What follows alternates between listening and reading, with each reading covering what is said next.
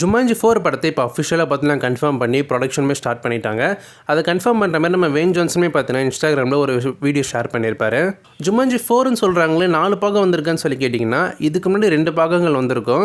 Jumanji welcome to the jungle, அப்புறம் next level. நம்ம van ஜான்சனும் நம்ம கெவின் ஹார்ட்லாம் நடிச்சிருப்பாங்க.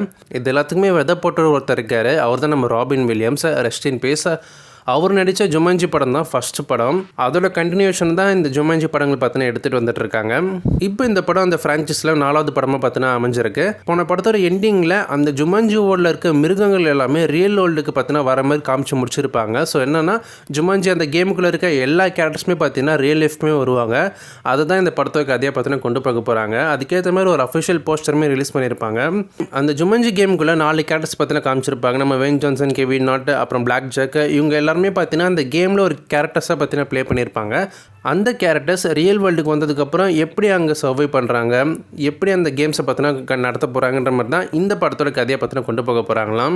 அவங்க ரிலீஸ் பண்ணியிருக்க அந்த போஸ்டரில் அந்த 4 கேரக்டர்ஸுமே பார்த்தீங்கன்னா சிட்டிக்கு நடுவில் நிற்கிற மாதிரி காமிச்சிருப்பாங்க. அதாவது அவங்க ரியல் லைஃபுக்கு வந்துட்டேன்ற மாதிரி குறிக்கிற மாதிரி அந்த ஃபோட்டோ பார்த்தீங்கன்னா அமைஞ்சிருக்கு. அண்ட் இந்த படம் ராபின் வில்லியம்ஸ்க்கு ஒரு ட்ரிபியூட் கொடுக்குற மாதிரி படமாக பார்த்தீங்கன்னா அமையும் சொல்லி வேன் ஜான்சன் கன்ஃபார்ம் பண்ணியிருக்காரு. அவரோட கழுத்தில் பார்த்தீங்கன்னா ஒரு டைஸ் இருக்கும். அதான் இந்த ஜுமான்ஜி படத்தில் யூஸ் பண்ண அந்த ஒரு டைஸ் பார்த்தீங்கன்னா பயன்படுத்தியிருக்காங்களாம். வெயிட் பண்ணி பார்க்கல இந்த படம் எப்படி அமைய போகுதுன்னு சொல்லிட்டு.